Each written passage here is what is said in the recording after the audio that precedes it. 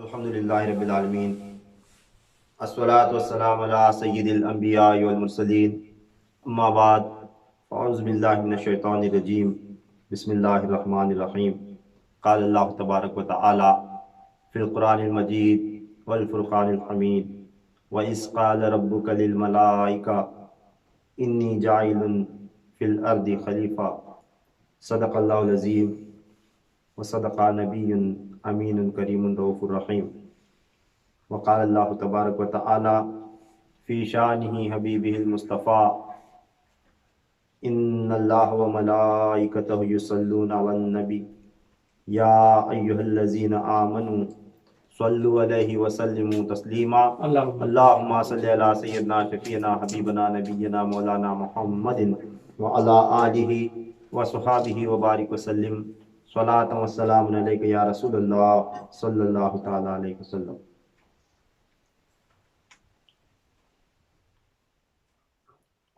قرآن پاک کی پہلے پارے کی سورہ بقرہ کی آیت نمبر 30 میں نے تلاوت کی ہے، جس کے اندر اللہ تعالیٰ نے ارشاد فرمایا اپنے پیارے حبیب صلی اللہ تعالیٰ علیہ وسلم سے مخاطب ہو کر فرمایا وَإِذْ قَالَ، یعنی اے حبیب وہ وقت یاد کریں جب آپ کے رب نے فرشتوں سے فرمایا کہ میں زمین میں اپنا خلیفہ، اپنا نائب بنانے والا ہوں۔ اس آیت کریمہ کے حوالے سے پچھلے جمعہ ہم تقریر سن چکے تھے، جس پر میں نے یہ جو خلیفہ ہے اس لفظ پر روشنی ڈالی تھی کہ خلیفہ کس کو کہا جاتا ہے، خلیفے کا معنی اور مفہوم کیا ہے، اس پر گفتگو ہوئی تھی۔ اسی موضوع کو آگے بڑھاتے ہوئے خلافت کے حوالے سے آگے چند باتیں سنیں گے۔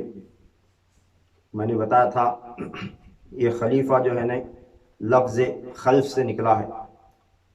خلف کا معنی ہے پیچھے آنے والا یا بعد میں آنے والا، اور اسی خلف سے خلیف نکلا ہے، یعنی خلیف کہتے ہیں سردار کو۔ اب خلیفہ یہ دونوں الفاظ کے مادے کو ملا کر یوں بنتا ہے خلیفہ کا معنی آئندہ، یعنی بعد میں بننے والا سردار، اسے کہتے ہیں خلیفہ۔ اب اس خلیفے کے معنی و مفہوم کو سمجھانے کے لیے ایک مثال بتائی گئی تھی جو بزرگوں نے، صوفیہ کرام نے اپنی مکتوبات میں لکھا ہے، جو بادشاہ کی ایک مثال دے کر، یعنی بادشاہ جب اپنے کل اختیارات سلطنت کسی کے سپرد کر کسی کو جب اپنا نائب بناتا ہے تو اسے کہا جاتا ہے اس بادشاہ کا خلیفہ۔ تو اس خلافت عطا کرنے اور کسی کو خلیفہ بنانے کے واسطے اس میں بتایا گیا ہے کہ دو چیزیں ہونا ضروری ہیں۔ ایک تو یہ کہ جو بندہ، یعنی اللہ تبارک تعالیٰ کی جو مخلوق ہے، جس میں سے جس کا خلیفہ بن رہا ہے، وہ اس کی ذات سے مناسبت بھی رکھنا ضروری ہے اور اس کے صفات بھی اس میں موجود ہونا ضروری ہے۔ یعنی کہ یہ بتایا گیا تھا کہ اب کوئی انسان اگر کسی کو اپنا خلیفہ بناتا ہے تو ضروری ہے کہ وہ خلیفہ بننے والا انسان ہی ہو، یعنی روئے زمین پر اب حضرت آدم علیہ السلام اپنا خلیفہ بنائیں گے سب سے پہلے، تو ان پر شرط ہے کیا، وہ چونکہ آدم علیہ السلام انسان ہیں اس واسطے وہ انسان کو ہی اپنا خلیفہ بنائیں گے، اور دوسری شرط یہ ہے کہ آدم علیہ السلام میں جو صفات تھے وہ صفات اس خلیفہ بننے والے میں ہونا ضروری ہے۔ یعنی اس کا معنی یہ ہے کہ اب آدم علیہ السلام اگر کسی کو خلیفہ بنائیں گے تو انسان ہی کو بنائیں گے، یعنی کیا، اب وہ اپنا خلیفہ اپنے بعد میں کسی جنات میں سے کسی جن کو نہیں بنا سکتے، یا فرشتوں میں سے کسی فرشتے کو نہیں بنا سکتے، یعنی جو مخلوق کے ذمہ اللہ تعالیٰ نے جو کام دیا ہے وہ مخلوق نے وہی کام کرنا ہے۔ اب خلافت کا نظام شروع ہوا، اللہ تعالیٰ نے آدم علیہ السلام کے سر پر خلافت کا تاج رکھا، تو یہ معاملہ جب شروع ہوا تو اب روئے زمین پر ایک خلافت کا سلسلہ رائج ہونے والا تھا. اب یہ دو شرطیں اس میں ہونا ضروری. ایک تو انسان جب کسی کو خلافت دیتا ہے تو انسانوں میں سے ہی دے گا، نہ فرشتوں کو دے گا، نہ جنات میں سے کسی کو اپنا خلیفہ بنائے گا. یہ بات الگ ہے کہ بزرگان دین اولیاء اکرام جنات کو خلافت دیے ہیں، عطا کرے ہیں مومن جنات کو، خود حضور صلی اللہ علیہ وسلم نے عطا فرمایا. مگر وہ ان کی قوم کے واسطے جب ایک جن کو خلافت دی گئی تو وہ جا کر کیا کرے، ان کی قوم میں تبلیغ کرے، ان کی قوم میں اسلام کا پیغام دے، ان کے ذمہ وہ کام سنبھالنے کے واسطے ان کو دے. مگر اپنا خلیفہ خاص لوگوں کے، انسانوں کے تربیت کے واسطے اپنا جانشین جب مقرر کرتا ہے ایک صاحب خلافت، تو اس پر ضروری ہے کہ وہ انسان ہی میں سے کسی کو مقرر کرے. یہ سب سے پہلی شرط. پھر اس کے بعد دوسری شرط کیا ہے، جو بھی بندہ جسے بھی خلافت دے رہا ہے اس کے اندر اس کے جیسے صفات ہونا ضروری ہے. یعنی یوں ہی جب مجھے خلافت دیا بول کر جو ہے نا کسی کو بھی اٹھا کر جو ہے نا ایرے گہرے کو خلیفہ بنا کر چھوڑ دینا، یہ بیکار ہے. ضروری ہے کہ جو مرشد اپنے بعد میں کس کو خلیفہ بنا رہا ہے اس کے اندر وہ صلاحیت رہنا، وہ صفات رہنا جیسے اس کے مرشد میں ہے، جیسے اس کے مرشد میں ہے ویسے صفات اس کے اندر آنا ضروری ہے. یہ بزرگوں نے شرط رکھی ہے خلیفہ بنانے کے واسطے، بننے کے واسطے. دو چیزیں، اگر کسی کے اندر ایسی صلاحیت موجود نہیں تو وہ مرشد کی ذمہ داری ہوتی، مرشد کی ذمہ داری رہتی ہے کہ وہ اپنے مریدوں میں سے کسی کو چنے اور اس کی تربیت کرے، اسے خلافت کے لائق بنائے، یعنی اس کے اندر وہ اوصاف، وہ صفات پیدا کرے جو مرشد کے اندر ہیں. پھر اس کے اندر جب اس کی تعلیم و تربیت مکمل ہوتی، وہ صفات اس کے اندر پیدا ہوتے ہیں، وہ علم اسے آ جاتا ہے، تو تب جو ہے نا وہ مرشد جو ہے نا اسے خلافت دیتا ہے کہ میرے بعد اب تمہاری تربیت کرنے والا انہیں با. تو مختصر اتنا ہے. اب جو ہے نا ذات کا یہ تو معاملہ آسانی سے سمجھ میں آتا ہے. اب ایک بات بتائی گئی، بزرگوں نے شرط رکھی کہ ذات بھی مناسبت رہنا ضروری ہے. اب ایک بہت باریک مسئلہ ہے، نازک مسئلہ ہے، جسے میں خواجہ بندہ نواز گیسو دراز رحمۃ اللہ تعالیٰ علیہ کی کتاب سے جو ہے نا لکھ کر لایا ہوں. بندہ نواز رحمۃ اللہ علیہ کا سمجھایا ہوا فلسفہ ہے، کیونکہ یہ ایسا باریک نازک مسئلہ ہے، اگر اس پر غور کریں تو انسان کہیں بھی بھٹک سکتا ہے. تو اس واسطے ضروری ہے کہ ایسے باریک چیزوں کو سمجھنے کے واسطے ہمیں بزرگوں کا سہارا لینا. اولیاء کرام جو راستہ بتائیں، جو چیزیں سمجھائیں، چاہے قرآن ہو، چاہے حدیث ہو، چاہے فقہ ہو، چاہے ظاہری معاملہ ہو، چاہے باطنی معاملہ ہو، چاہے شریعت کا معاملہ ہو، چاہے روحانیت کا معاملہ ہو، جب تک ہم اولیاء کرام کے دامن سے لپٹے ہوئے ہیں، اولیاء کرام نے جو طریقہ بتایا ہے اس طریقے کے مطابق ہمیں اپنا عقیدہ نہیں بنا لیتے، تب تک ہمارا ایمان صحیح سلامت نہیں ہوتا. اگر ہمیں اس میں اپنی عقل دوڑائے تو گمراہ ہو جاتا ہے. اب جیسا کہ بتایا یہ شرط کہ جب کوئی مرشد شیخ جب اپنا خلیفہ بناتا ہے، جب ایک انسان کسی کو اپنا خلیفہ بناتا ہے تو اس سے سب سے پہلی شرط کیا ہے، اس کی ذات سے مناسبت ہونا، یعنی وہ انسان رہنا ضروری ہے، ذات سے مناسبت رہنا. اب جن کسی کو اپنا خلیفہ بنایا تو جنات میں سے بنانے والا، فرشتے اپنا اگر لیڈر کسی کو مانتا ہے اپنے بات تو وہ فرشتوں میں سے رہنا.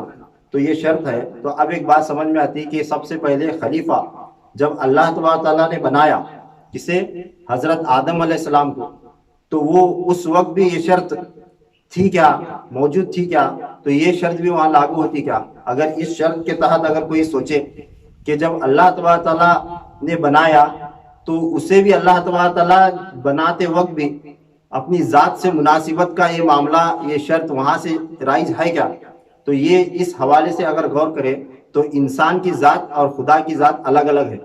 یہ دو ذاتیں الگ الگ ہے. ایک بہت باریک مسئلہ ہے جس پر خوبصورت انداز میں بندہ نواز گیسو دراز رحمۃ اللہ تعالیٰ علیہ نے روشنی ڈالی ہے اپنی کتاب میں.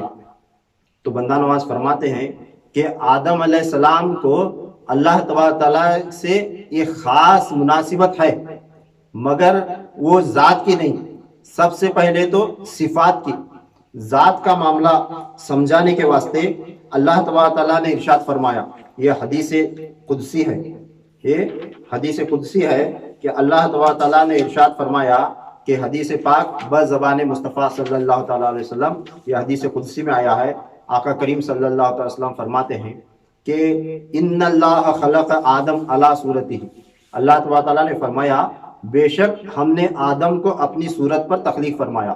اب یہ حدیث ہے، تصوف کی کتابوں میں صوفیاء اکرام نے، کئی اولیاء اکرام نے اس حدیث کو جو ہے نا نوٹ کیا ہے اپنے مکتوبات میں۔ اب اللہ تبارک تعالیٰ نے آدم علیہ السلام کو خلافت دی تو اس میں شرط تھی کہ خلافت کے اندر یہ شرط ہے کہ بزرگوں نے روئے زمین پر لگائی تو اب کسی کا دھیان، کسی کی توجہ وہاں تک نہ جائے کہ جب اللہ تبارک تعالیٰ نے خلافت آدم کو دی تو آدم علیہ السلام کو بھی یہ دو شرائط لاگو تھے، ایک صفات اور ایک ذات کی۔ تو اللہ تبارک تعالیٰ کی ذات بھی کی مناسبت بھی آدم علیہ السلام کے اندر تھی۔ اگر کسی نے ایسا عقیدہ بنا لیا تو بندہ نواز فرماتے ہیں کہ ایسا عقیدہ رکھنے والا شخص مشرک ہے، کیونکہ اللہ کی ذات کو دو ماننا پڑے گا، ایک اللہ کی ذات اور ایک آدم کی ذات۔ تو آدم علیہ السلام کی ذات سے اللہ تبارک تعالیٰ کو مناسبت، اللہ تعالیٰ کی ذات سے آدم علیہ السلام کو مناسبت کیسی تھی، یہ بندہ نواز رحمۃ اللہ تعالیٰ فرماتے ہیں کہ انسان کو عالم کبیر کہا گیا ہے۔ انسان کیا ہے؟ عالم کبیر ہے، اور یہ جو باقی جو کچھ ہے دنیا میں، یہ ساری دنیا ایک عالم صغیر ہے، یعنی اللہ تبارک تعالیٰ کی بنائی ہوئی مخلوق ایک ایسا عالم ہے، یہ چھوٹا ہے، مگر انسان کے اندر اللہ تبارک تعالیٰ ایک عالم ایسا رکھا ہے کہ انسان خود عالم کبیر ہے۔ یعنی یہ ایک دنیا، ایسے کئی جہان، ایسی کئی دنیا انسان کے اندر پوشیدہ ہیں، کیسے کتنے ہی عوالم انسان کے اندر پوشیدہ ہیں۔ تو بندہ نواز رحمۃ اللہ تعالیٰ فرماتے ہیں کہ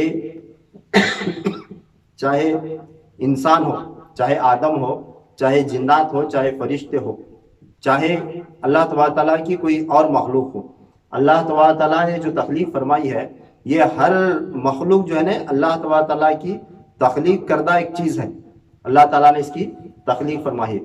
کسی کو بھی اللہ تبارک تعالیٰ کی ذات سے مناسبت گہری نہیں، یعنی اللہ تعالیٰ کی ذات کسی میں پوشیدہ نہیں۔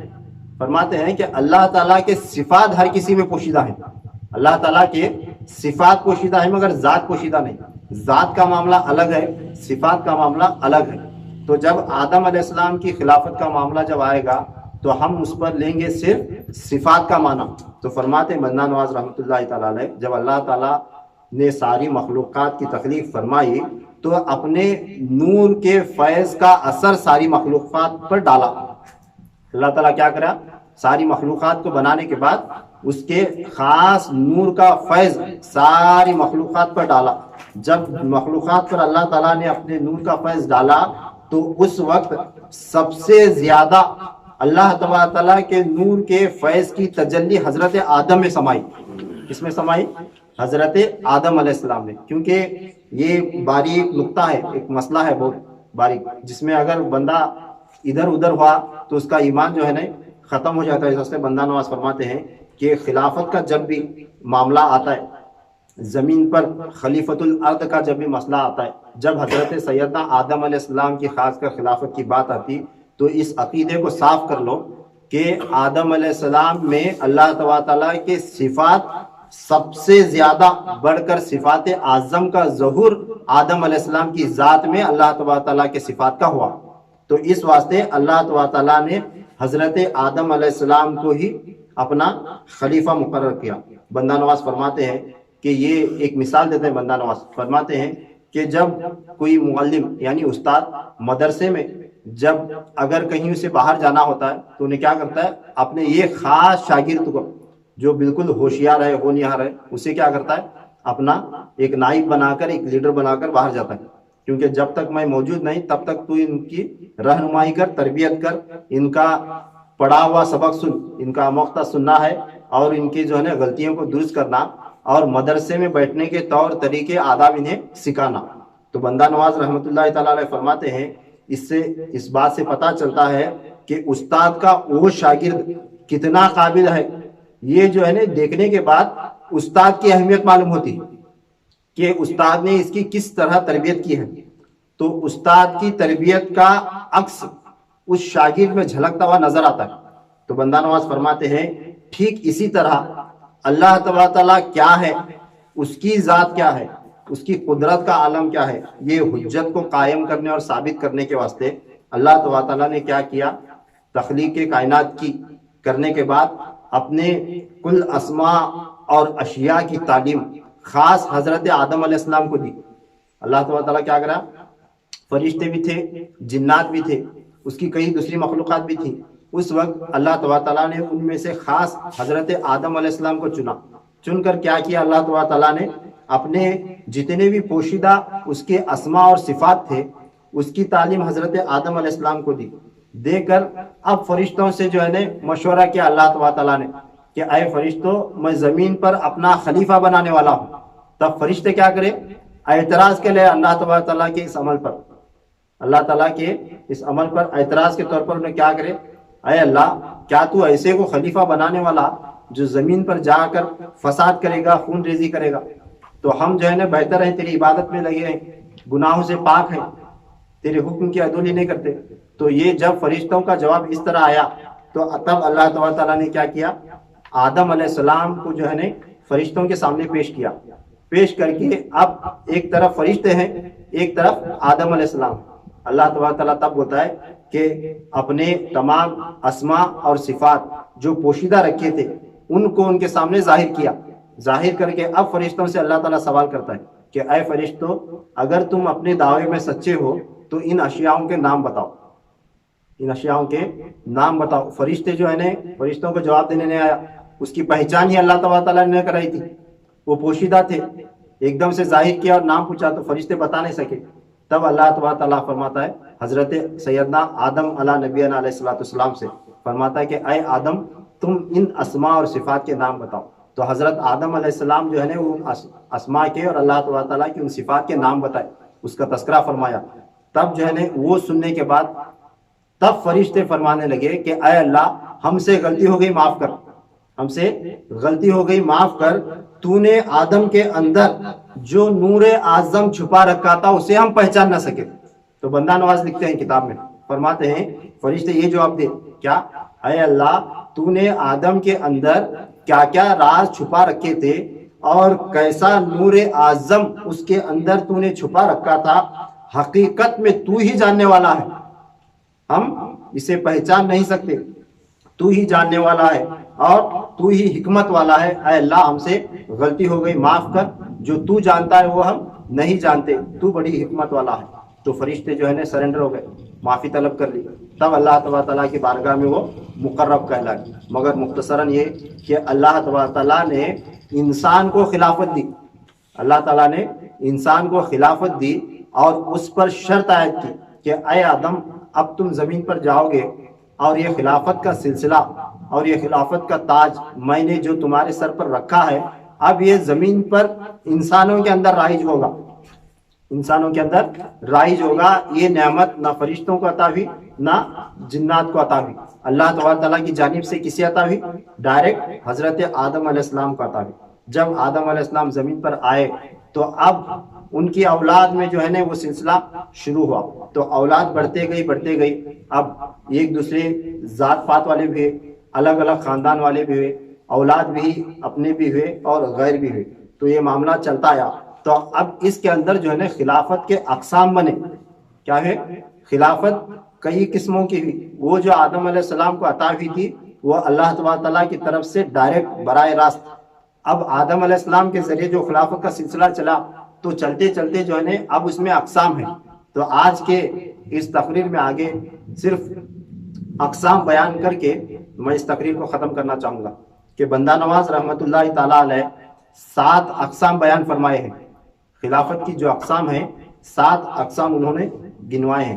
ایک ہے خلافت اصالتاً، ایک ہے خلافت اجازت، پھر یہ 2 ہوئے، اب تیسری ہے خلافت اجمان، چوتھی ہے خلافت وراثتاً، پھر 5ویں ہے خلافت حکماً، 6ٹھی ہے خلافت تکلیفاً اور 7ویں ہے خلافت اویسیہ۔ یہ 7 طرح کی خلافتوں کا ذکر بندہ نواز گیسو دراز رحمۃ اللہ تعالیٰ نے فرمایا ہے۔ تو اس کی تھوڑی تھوڑی وضاحت سناتا ہوں۔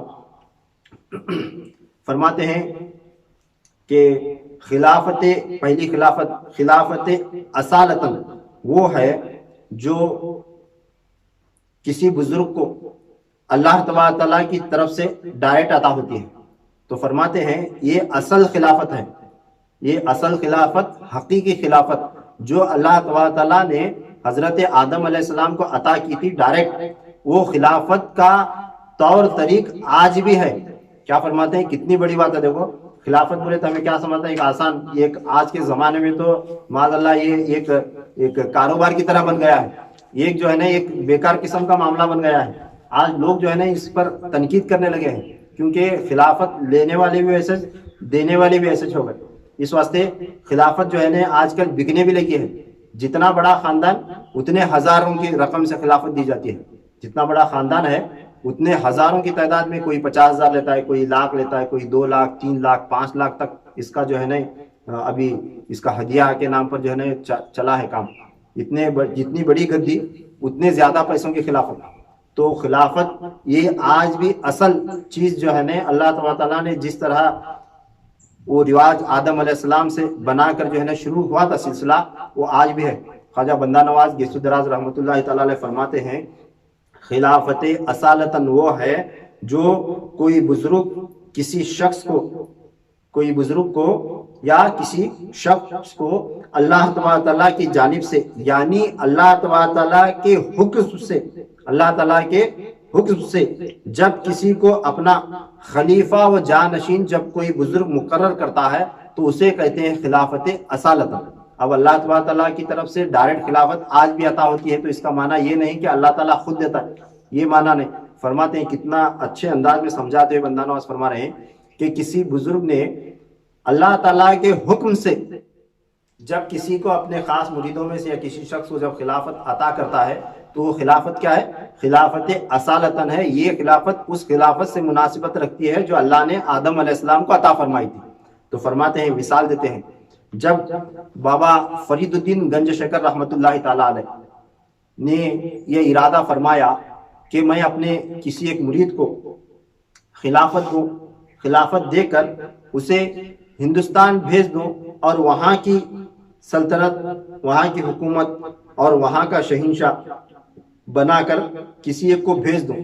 جب حضرت بابا فرید الدین گنج شکر رحمۃ اللہ علیہ نے یہ خیال کیا تو میں اپنے مریدوں میں سے کسی کو ایک ایسا بناؤں جسے ایک شہنشاہ بنا کر خلافت عطا کر کے ہندوستان کی طرف بھیج دوں، یعنی دہلی کی طرف۔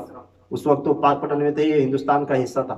تو جب بابا فرید الدین گنج شکر رحمۃ اللہ تعالیٰ جو ہی یہ خیال کرے تو فرمایا جاتا ہے اللہ تبارک تعالیٰ کی طرف سے، یہ بات بندہ خواجہ بابا فرید الدین گنج شکر رحمۃ اللہ تعالیٰ نے خود لکھی ہے۔ فرماتے ہیں بابا فرید الدین گنج شکر رحمۃ اللہ تعالیٰ نے جو ہی میں نے خیال کیا تو اس وقت میرے قلب پر اول درجے کا القاء ہوا اور اللہ تبارک تعالیٰ کی طرف سے مجھے خاص الہام ہوا اور مجھے یہ بتایا گیا کہ اے فرید انتظار کر، تیرے پاس ایک شخص آئے گا، تو اس کو خلافت عطا کرنا، اس کو خلافت عطا کرنا، خلافت کا حقدار اور اس خلافت کے لائق وہی ہے، یعنی دلی کا شہنشاہ بننے کے قابل وہی ہے، تو انتظار کر۔ جب یہ ان کو الہام ہوا تو فرماتے ہیں بابا فرید رحمۃ اللہ تعالیٰ علیہ چند ہی دنوں میں میرے پاس نظام الدین اولیاء محبوب الہی رحمۃ اللہ تعالیٰ علیہ تشریف لائے۔ کون لائے؟ نظام الدین اولیاء رحمۃ اللہ تعالیٰ علیہ تشریف لائے۔ تو تب بابا فرید الدین گنج شکر رحمۃ اللہ تعالیٰ علیہ اللہ تعالیٰ کے حکم سے محبوب الہی کو خلافت عطا فرمائی اور خلافت عطا فرما کے فرمایا اب تم ہندوستان چلے جاؤ، دہلی میں بس جاؤ، وہاں قائم مقام ہو جاؤ، دہلی کے شہنشاہ تم کہلاؤ گے۔ ہندوستان میں دہلی کے شہنشاہ نظام الدین اولیاء محبوب الہی رحمۃ اللہ تعالیٰ علیہ کو خلافت دے کر بابا فرید رحمۃ اللہ تعالیٰ علیہ نے روانہ کیا۔ تو فرماتے ہیں بندہ نواز یہ خلافت اصالتاً ہے، یہ اصلی خلافت، یعنی یہ اچھی نسل سے ہونا یا ذات و خاندان کا اثر، اس خلافت کا اثر اس کے اندر پورے کا پورا سما جانا، وہ اثر جو اللہ تبارک تعالیٰ نے آدم علیہ السلام میں رکھا تھا، وہ اثر اللہ کے حکم سے جب خلافت مرشد کسی کو دیتا ہے تو وہ پورے کا پورا فیض اللہ تبارک تعالیٰ اس کے اندر ڈال دیتا ہے۔ اس واسطے نظام الدین اولیاء رحمۃ اللہ تعالیٰ علیہ صرف نظام الدین نہیں، وہ محبوب الہی ہیں۔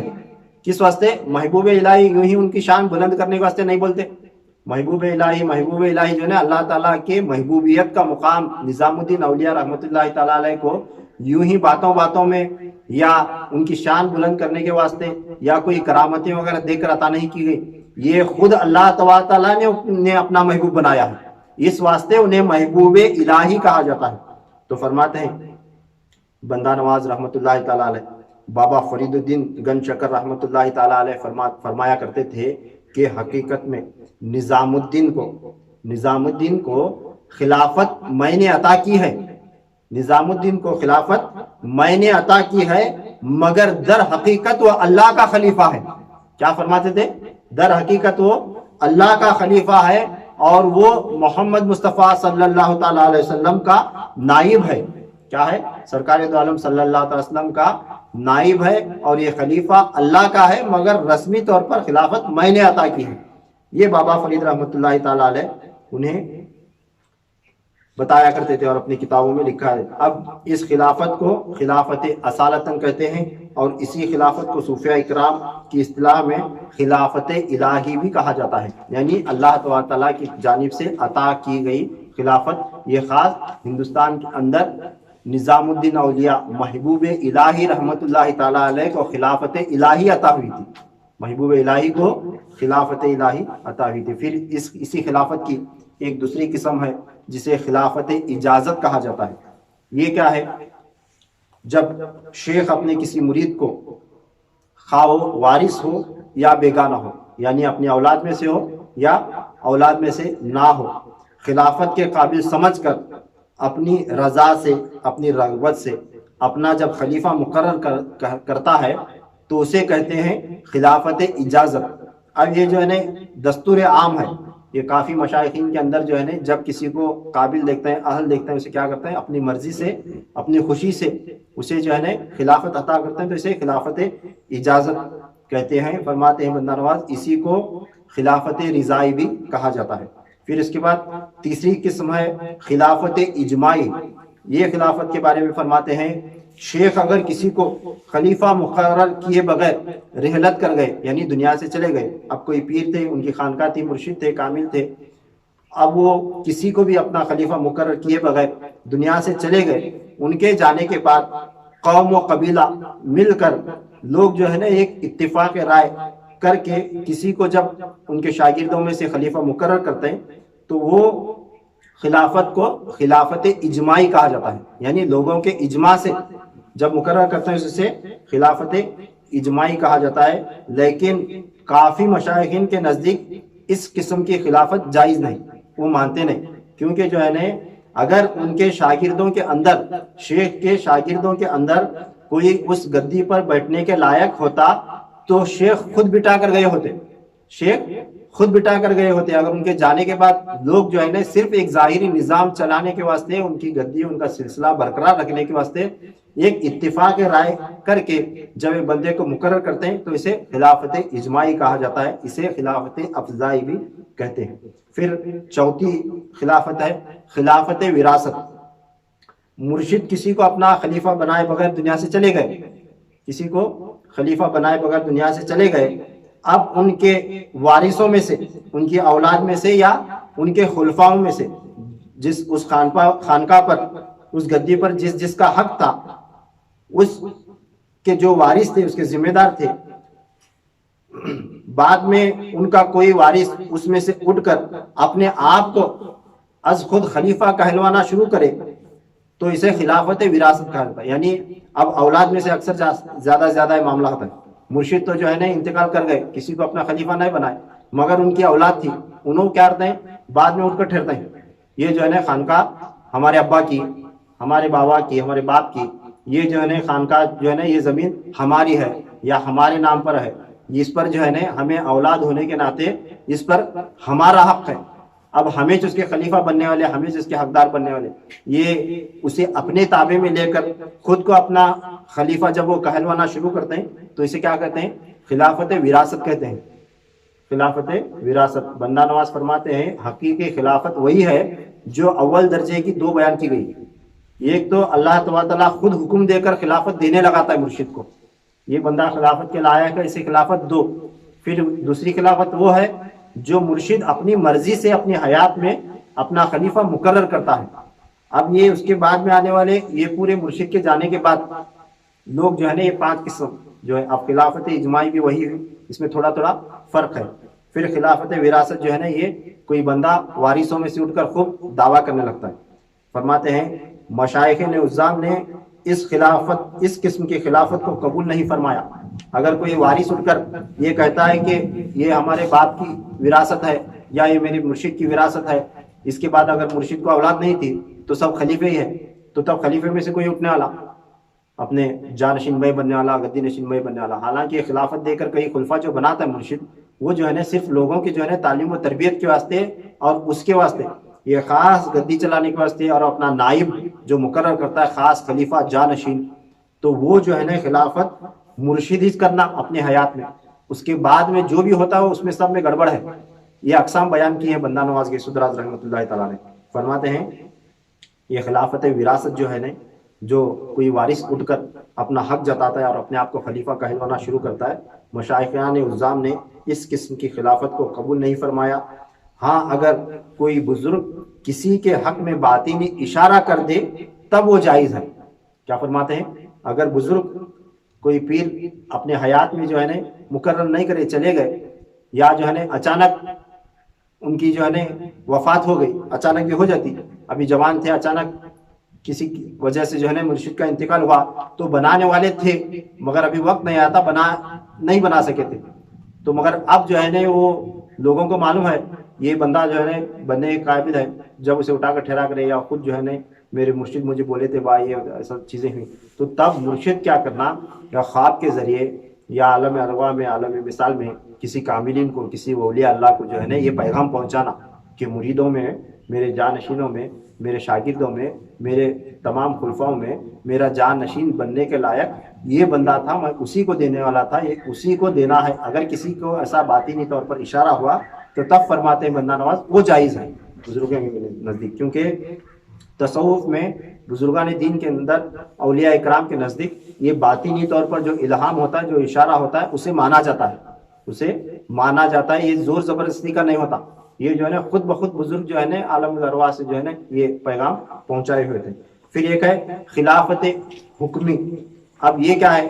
فرماتے ہیں شیخ کسی کو خلیفہ مقرر کیے بغیر دنیا سے چلے گئے. ایک شیخ کسی کو اپنا خلیفہ مقرر کیے بغیر دنیا سے چلے گئے اور ان کے ورثہ میں اختلاف شروع ہوا. ان کے جو وراثت کے جو ان کے خانقاہ سے جڑے ہوئے جو حقدار تھے، جو ذمہ دار تھے، ان میں کیا ہوا؟ اختلاف شروع ہوگا کہ میں ہوں تو ہو تو میں ہوں تو. اب جھگڑے فساد ہونے لگے. تو تب اس وقت کیا ہوتا ہے؟ تو حکومت اس کا فیصلہ کرتی. حکومت کیا کرتی؟ اس کا فیصلہ کرتی. یا اسلامی حکومت اور اسلامی حکومت، اب یہاں ہندوستان کے حساب سے دیکھا جائے تو قانون، عدالت، کورٹ، یا جو ہے نا کسی حکومت کے کسی شعبے کے ذریعے جو ہے نا اس کا فیصلہ سنایا جاتا ہے. کورٹ میں کیس ہوا، پھر کورٹ سے جو ہے نا فیصلہ آ کر جو ہے نا تب وہ پوری چھان بین کرنے کے بعد حکومت ایک فیصلہ دے کر ایک بندے کو اس جگہ کا نائب سردار جو ہے نا ذمہ دار مقرر کرتی. تو بندہ نواز فرماتے ہیں کہ جب حکومت کسی شخص کو مناسب سمجھ کر مسند خلافت پر بٹھا دیتی ہے تو اس کو خلافت حکمی کہتے ہیں. حکومت کے حکم سے بھی، حکومت کے حکم سے اسے خلافت عطا کی گئی، وہ ذمہ داری سونپی گئی. مگر بندہ نواز فرماتے ہیں قرآن کریم کی ایک آیت کے تحت یہ جائز معلوم ہوتی ہے. کیا فرماتے ہیں؟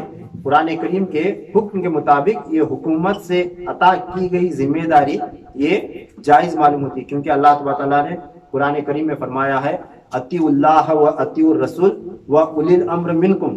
اللہ کی اطاعت کرو اور رسول کی اطاعت کرو اور ان کی اطاعت کرو جو تمہارے میں بڑے ہیں، حاکم ہیں، سربراہ ہیں، لیڈر ہیں. اب اس میں حکومت بھی آ گئی، لیڈر بھی آ گئے، پیشوا بھی آ گئے، رہنما بھی آ گئے. اگر کوئی پیشوا، رہنما یا کوئی اللہ کا ولی یا کوئی جو ہے نا پنچایت والا یا عدالت والا، کورٹ والا جب حکم فیصلہ سنا کر جو ہے نا اسے دیتا ہے کئی جھگڑے مٹانے کے خاطر، اختلافات مٹانے کے خاطر، تو بندہ نواز فرماتے ہیں یہ حکمی خلافت ہے. یہ قرآن پاک کے اس حکم کے تحت ایک حد تک جائز ہے، یعنی حکومت کی طرف سے اسے ذمہ داری دی گئی. پھر اس کے بعد ایک چھٹی قسم ہے خلافت تکلیفن۔ اب یہ خلافت تکلیفن کیا ہے؟ فرماتے ہیں شیخ کے گزر جانے کے بعد کوئی اس کا ذمہ دار، کوئی اس کا مرید، یا کوئی اس کا خلیفہ، یا کوئی اس کی اولاد زبردستی جبرن اپنے آپ کو خلیفہ نامزد کرے اور مقرر کرے اور حق جتانے لگے، یہ زبردستی کا معاملہ، کون بھی چنے سو نہیں، بٹائے سو نہیں، اختلافات نہیں، کیس نہیں، کورٹ کچہری نہیں، حکومت نہیں، کوئی نمائندہ نہیں، کچھ نہیں، اب اس پر میرا حق ہے، میں خلیفہ بننے والا، ایسا زبردستی جو کون گھستا نہیں۔ میرے باپ مجھے نصیحت کرے تھے، یہ کرے تھے، وہ کرے تھے، ہم نہ بول کو رکھے تھے، اب جو ہے نا ہمیں خلیفہ، میں خلیفہ، چاہے وہ اولاد ہی کیوں نہ ہو، چاہے کوئی اس کا خلیفہ ہی کیوں نہ ہو۔ اب یہ زبردستی کوئی مرید یا اس کی اولاد میں سے کوئی جبرن اس کی مسند خلافت پر بیٹھ کر دعویٰ کرتا ہے کہ میں اس کا خلیفہ ہوں، تو وہ جو ہے نا یہ خلافت تکلیفن کہلائی جاتی ہے، یعنی لوگوں کو تکلیف پہنچانے کے واسطے بنے سو کیا خلافت تکلیفن، لوگوں کو تکلیف میں ڈالنے اور تکلیف پہنچانے کے واسطے خلیفہ بنا سنے۔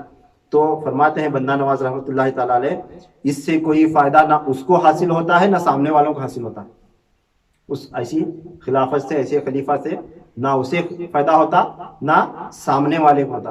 جیسا کہ ایسا دعویٰ تاریخ میں جو سب سے پہلے اور سب سے بڑھ کر جس نے کیا تھا وہ بدبخت یزید تھا، جبرن خلیفہ بن کر جبرن منوانے کی کوشش میں اس کی وہ ناکام اور ناپاک کوشش چلتے چلتے بڑھتے بڑھتے کہاں تک جا پہنچی؟ حضرت سیدنا امام علی مقام امام حسین علیہ السلام کی شہادت تک وہ معاملہ جا کر پہنچا۔ تو یہ تکلیف والی ہی خلافت ہے، خود کی بھی تکلیف اور لوگوں کو بھی تکلیف۔ پھر آخری قسم ہے ساتویں خلافت اویسی۔ فرماتے ہیں کوئی شخص، کوئی بزرگ، کوئی مرشد، پیر جب اس دنیا سے رحلت کر گیا، اب یہ جو ہے نا چاہے اس کا کوئی جانشین ہو یا نہ ہو، جیسا کہ خواجہ غریب نواز رحمۃ اللہ تعالیٰ علیہ ہیں، اب جتنے بھی بزرگ گزرے، پیران پیر غوث اعظم دستگیر رضی اللہ تعالیٰ عنہ، پھر اس کے بعد بندہ نواز رحمۃ اللہ تعالیٰ علیہ، نظام الدین اولیاء، ایسے کاملین اولیاء اللہ، اور خاص کر اس میں وارث پاک رحمۃ اللہ تعالیٰ علیہ کا نام اور خواجہ اویس کرنی رضی اللہ تعالیٰ عنہ کا نام سر فہرست ہے، سب سے اونچائی پر ہے۔ اب ایسا کوئی بزرگ جو کاملین اولیاء اللہ میں سے تھا، اب جو ہے نا ایسے اولیاء اللہ چاہے کسی کو اپنا جانشین مقرر کیے یا نہ کیے، تو ایسے بزرگوں سے کوئی باطنی فیض جا کر ان کے مزار پر بیٹھ کے ان سے باطنی طور پر خواب میں، عالم الارواح میں، عالم مثال میں جب وہ روحانی طور پر تربیت لیتا ہے اور وہ روحانی طور پر اسے نوازتا ہے اور کہتا ہے کہ تو بھی میرے خلفاء میں سے ہے، تو یہ خلافت اویسیہ ہے، یعنی غائبانہ خلافت۔ یہ کیا ہے؟ غائبانہ خلافت، یہ خلافت اویسیہ، اس کو نام دیا گیا ہے یہ خلافت اویسیہ۔ سب سے پہلے خواجہ اویس کرنی رضی اللہ تعالیٰ عنہ سے شروع ہوئی، کیونکہ یہ حضور صلی اللہ تعالیٰ علیہ وسلم کے براہ راست خلفاؤں میں سے ہے، مگر باطنی حضور صلی اللہ تعالیٰ علیہ وسلم نے اپنے جو 6 خلفاء جو بنائے تھے، جس میں خلفائے راشدین سمیت حضرت انس بن مالک رضی اللہ تعالیٰ عنہ اور عبدالعزیز مکی بن حارث رضی اللہ تعالیٰ عنہ، یہ جو 6 خلفاء سرکار دو عالم صلی اللہ تعالیٰ وسلم نے باقاعدہ ظاہراً خلافت عطا فرما کر کے انہیں اپنا خلیفہ بنایا تھا، اسی طرح آپ صلی اللہ تعالیٰ وسلم نے خواجہ اویس کرنی رضی اللہ تعالیٰ عنہ کو بھی اپنا خلیفہ بنایا تھا، مگر خرقہ حضرت عمر فاروق اعظم رضی اللہ تعالیٰ عنہ کے حوالے کیا تھا، تم لے جا کر یہ خرقہ انہیں عطا کرنا اور میری خلافت انہیں پہنچ جائے گی۔ تو مولا علی علیہ السلام اور عمر فاروق اعظم رضی اللہ تعالیٰ عنہ جا کر دیے، اور یہ خلافت اویسیہ جو باطنی طور پر ملاقات نہیں، آمنے سامنے نہیں، مگر باطنی فیض پہنچا۔ اس طرح بزرگان دین کے مزارات سے باطنی فیض پہنچتا ہے، جب باطنی تعلیم اس کی مکمل ہوتی، تو باطنی تعلیم مکمل ہونے کے بعد جو بزرگ صاحب مزار خود سے بولتے ہیں کہ تو میرا خلیفہ ہے، تو وہ خلیفہ بالکل اور بے شک ہے، مگر جو ہے نا دنیا والے اسے نہیں مانتے، اس کی بھی وضاحت کریں۔ خواجہ بندہ نواز رحمۃ اللہ تعالیٰ علیہ فرماتے ہیں اب اس خلافت کو ماننے میں مشائخان کرام کے 2 گروہ ہیں، ایک مشائخین متقدمین یعنی معتقد ہیں، ماننے والے ہیں، عقیدت مند ہیں، اس پر پورا دل و ایمان سے مانتے ہیں۔ اب جو ہے نا فرماتے ہیں ان میں ایک مشائخین کی ایسی قسم ہے جو مشائخین متاخرین ہیں، یعنی بعد میں آنے والے، کیونکہ زمانہ جیسے جیسے گزرتا گیا، اب کسی کے سامنے بولے نہیں خواجہ اویس کرنی رضی اللہ تعالیٰ عنہ کو بھی خلافت تھی، سرکار دو عالم صلی اللہ علیہ وسلم باطنی خلافت دیے تھے۔ اب کے زمانے میں کون نہیں مانتا؟ متاخرین کا معنی یہ ہے بعد میں آنے والے آخر زمانے کے لوگ۔ بندہ نواز فرماتے ہیں مشائخان متاخرین آخر زمانہ جیسا جیسا گزرتا جائے گا ویسا ویسا انکار کرنے والوں کی تعداد بڑھتی چلی جائے گی۔ وہ زمانہ الگ تھا جب لوگ جو ہے نا سینکڑوں بتوں کو پوجتے تھے، کسی کے 2 خدا تھے، کسی کے 4 تھے، کسی کے 10 تھے، کسی کے 15 تھے، ان کے خدا جو ہے نا ان کے سامنے رکھے ہوئے موجود تھے۔ سرکار دو عالم صلی اللہ علیہ وسلم آئے، تمہیں کیا ان بتوں کو پوج رہے ہیں؟ اتنے خدا نہیں ہیں، خدا ایک ہے، وہ بھی نظر نہیں آتا۔ یہ بولتے برابر صحابہ کرام کیا کرے؟ بتوں کو اٹھا کر پھینک دیے، اور سرکار دو عالم صلی اللہ علیہ وسلم کی بات پر عمل کرتے ہوئے صرف ایک خدا کو مانے، اور ایسے خدا کو مانے جسے آج تک کوئی نہیں دیکھا، جسے آج تک نہ کوئی دیکھا ہے نہ کوئی دیکھ سکتا۔ مانے کیا نہیں؟ تو ان کا عقیدہ ایسا تھا، ان کا عقیدہ ایسا تھا۔ وہ خدا جو ان کے سامنے تھے، جن کے وسیلے سے بارش مانگتے تھے، جن کے پاس مانگتے تھے، اولاد مانگتے تھے، سب کچھ مانگتے تھے، جو بھی پریشانی ان کے سامنے سناتے تھے، تو وہ چھوڑ کر ایک ایسے خدا کو ماننے لگے جسے دیکھے نہیں، جو نظر بھی نہیں آتا، نہ دیکھا جا سکتا ہے، نہ چھوا جا سکتا ہے، نہ محسوس کیا جا سکتا ہے۔ وہ بھی ایک خدا کو، سینکڑوں خدا کو اٹھا کر پھینکے اور ایک خدا کو مانے۔ تو پھر زمانہ جیسا جیسا آگے بڑھتے آیا تو اب مانو بولے تو مانتا کیا لوگ؟ اب نہیں مانتے۔ تو اسلام کے اندر بھی ایسا ہے، سرکار دو عالم صلی اللہ تعالی وسلم جو بات بولتے تھے نہیں وہ صحابہ کرام مانتے گئے، پھر صحابہ کرام جو بولے وہ تبع تابعین مانے، تابعین مانے، تابعین جو بولے وہ تبع تابعین مانے۔ اب تبع تابعین کے بعد محدثین آئے، مفسرین آئے، فقہاء کرام آئے، ان حدیثوں کو روایت کرے، پھر اس کی تشریحات ہوئی، پھر لوگوں کو جیسا جیسا سناتے گئے تو لوگ ماننے والے مانے، نہیں ماننے والے نہیں مانے۔ پر اب اس کے بعد میں محدثین اور مجتہدین اور فقہاء کرام کے تبع تابعین کے دور کے بعد جو ہے نا یہ فتنے شروع ہوئے، کس کے؟ انکار کرنے والے لوگ بڑھتے چلے گئے۔ اب وہ انکار کرتے کرتے معاملہ آج یہاں تک آیا، تابعین اور تبع تابعین صحابہ کرام حضرت اویس کرنی رضی اللہ تعالیٰ کے خلافت کو مانے، مگر اسی پر آج لوگوں کے اعتراضات ہیں، آج ہے کہ نہیں؟ تو ایسا خواجہ بندہ نواز فرماتے ہیں اسی طرح مشائخین متقدمین یہ جو ہے نا اوائل دور کے اور اعتقاد رکھنے والے مشائخین اسے مانتے ہیں خلافت اویسیہ کو، یعنی باطنی خلافت کو، اور بعد کے آنے والے یہ مشائخین جو ہے نا اسے ناجائز سمجھتے ہیں، ان کے نزدیک جائز نہیں۔ وہ جو ہے نا مثال دیتے ہیں، کیا مثال دیتے ہیں؟ یہ آخری بات ہے، تقریر ختم ہو رہی۔ وہ مثال کیا دیتے ہیں؟ جیسا کہ پیران پیر غوث اعظم دستگیر رضی اللہ تعالیٰ عنہ کو خرقہ عطا ہوا تھا سرکار دو عالم صلی اللہ علیہ وسلم کی جانب سے۔ کیا ہوا؟ پیران پیر رضی اللہ تعالیٰ عنہ بیٹھے تھے، ایک مسئلہ درپیش ہوا، آپ نے دعا فرمائی، 1 بار 2 بار 3 بار اللہ تعالیٰ سے دعا فرمائی، تو جب دعا قبول نہیں ہو رہی تھی تو اس وقت آپ جوش میں آ کر کیا کریں؟ اپنا خرقہ اتار کر بولے کہ اے اللہ، جب میری دعا کو قبول ہی نہیں کرنا ہے تو یہ خرقہ دینے کا کیا فائدہ؟ تو خرقہ نکال کے ایسا اچھالے ہوا میں، تو یہ واقعہ آیا ہے۔ تو تب جو ہے نا روایتوں میں آیا ہے سرکار دو عالم صلی اللہ تعالی علیہ وسلم خود روحانی طور پر تشریف لائے اور خرقہ لا کر محبوب سبحانی رضی اللہ تعالیٰ کو پہنا دے کہ اے اللہ کے لاڈلے ولی، اس طرح اللہ کی بارگاہ میں ضد نہیں کیا تھا، آپ کی ہر مانگ اللہ تعالیٰ پورا کرے گا، یہ وعدہ سرکار دو عالم صلی اللہ علیہ وسلم فرما کر خرقہ خود اپنے ہاتھ سے پہنا کر دیتے۔ جو باطنی خلافت کا انکار کرتے ہیں وہ لوگ یہ مثال دیتے ہیں۔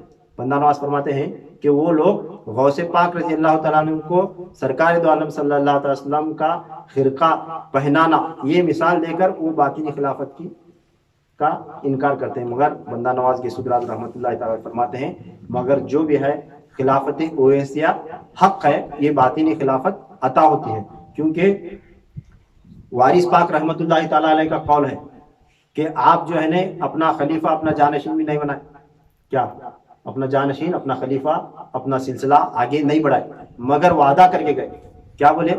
میرے بعد میرے قبر میں جانے کے بعد میرے مزار پر میرے آستانے پر جو بھی آئے اور میرے مزار کی چادر پکڑ کر یہ کہے کہ میں آپ کا مرید ہوں تو قیامت تک وہ آنے والا میرا مرید ہے، کیا فرمائے؟